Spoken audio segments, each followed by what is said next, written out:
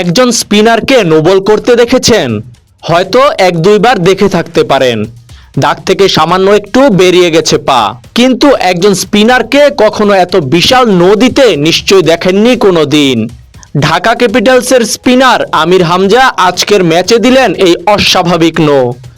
ফলে ফিক্সিংয়ের গুঞ্জন উঠেছে বিপিএলে।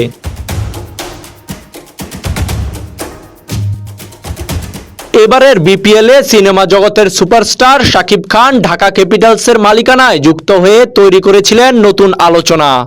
এরপর একে একে বিভিন্ন শোবিজ তারকাকেও দেখা যায় ঢাকার পক্ষে প্রচারণা করতে। কিন্তু মাঠের বাইরে এত আয়োজন থাকলেও দল গঠনে তেমন মনোযোগ দেয়নি ফ্র্যাঞ্চাইজিটি। টানা 4 ম্যাচ হারের হিসাব দেখলে সেরকমই মনে হয়।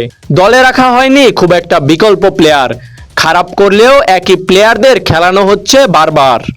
এভাবে লাগাতার হারের কারণ হিসেবে অনেকে তুলেছিলেন ফিক্সিংয়ের অভিযোগ। আজ আমির হামজা এই নো বল করে সেই গুঞ্জনে মেলতে দিলেন আরও ডালপালা। তাজিম আশরাফ, বিডি আর্কাইভ।